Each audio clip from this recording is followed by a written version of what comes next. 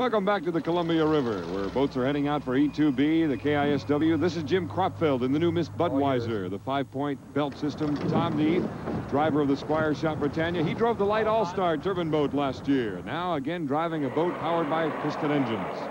The Miss Budweiser, the Squire Shop Britannia, the Miss Rock, and American Speedy Printing yet to get any points.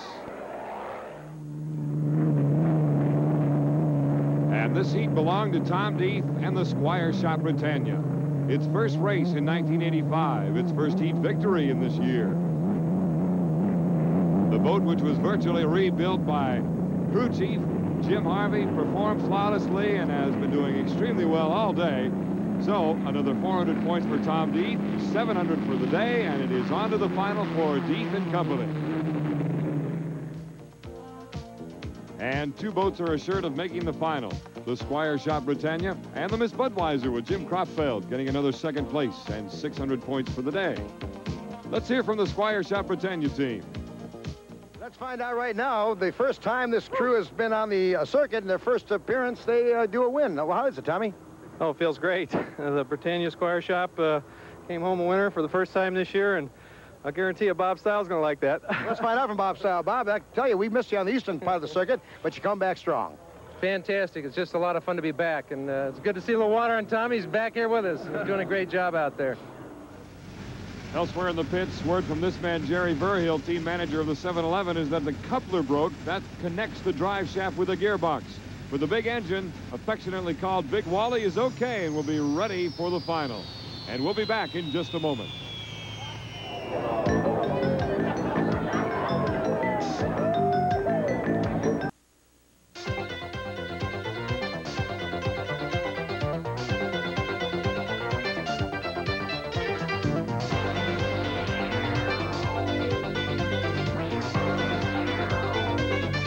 This is the Unlimited Hydroplane High Performance Corner. A closer look at the fastest race boats in the world. To watch an unlimited hydroplane at top speeds is poetry in motion. And all of a sudden, with a rooster tail 50 foot high, 200 foot back, it hits the corner, and a second effect takes place. This is created by the skid fin. And Tommy Neath, an experienced driver, is with us. And Tommy, exactly what does the skid fin do? Well, the skid fin helps hold the boat in the corner all the way around the corner. It's mounted on the left sponson. It's made out of a special aluminum alloy. It's about 9,000 psi per square inch exerted on this fin throughout the corner. Besides cornering, what effect does it have on the boat? Well, if this skid fin were to come off, the boat would not maintain a straight line down the straightaway. It actually would crab, and when you would get to the corner without this fin, the boat would just keep right on slide and you couldn't turn it. Just another point to make about the intricacies of unlimited hydroplane racing. Thank you, Tommy Neath. And looking ahead, 6 boats have qualified for the final. And of course, that means, again, the rematch between the Miller American and the 711. That and more coming up in just a moment. Jim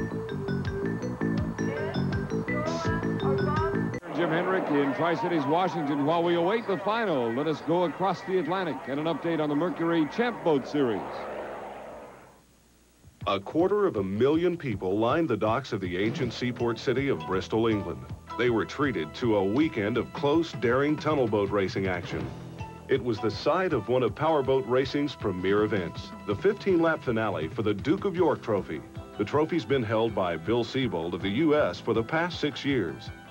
This spectacular racecourse is acknowledged to be the most dangerous in the world.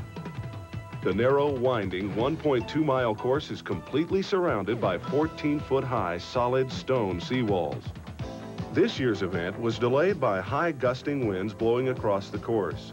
It was the worst wind conditions ever recorded in the 14-year history of the event. The safety of the drivers was in question as boats were sent to test the waters. Late in the afternoon, the drivers voted to go ahead with the final heat. The crowd witnessed the sensational driving of Chris Bush from St. Paul, Minnesota, as he turned in a world-class performance in a Mercury-powered Seabolt hull. It was the first race in Europe for the budding U.S. superstar. Jonathan Jones from nearby South Wales was a crowd favorite, as was reigning world champion John Hill of Great Britain.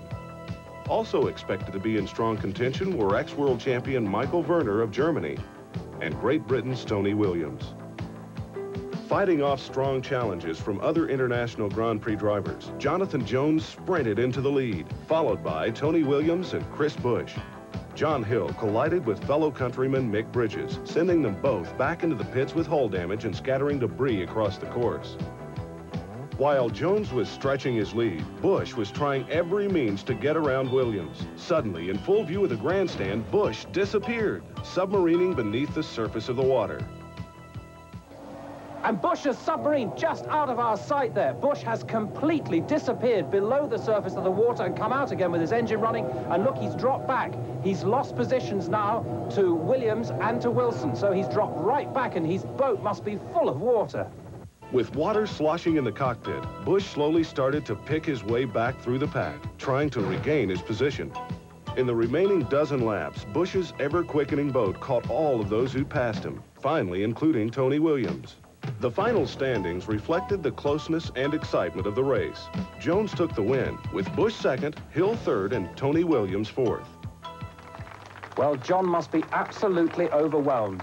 That's the Earl of Normanton presenting him right now with the very, very coveted Duke of York trophy, some £70,000 worth of value, and a Welshman stamps his name on it in 1985. Back at the Columbia Cup, the Miller American crew buttoning up the cowling and ready to go for the final. We'll be back in a moment.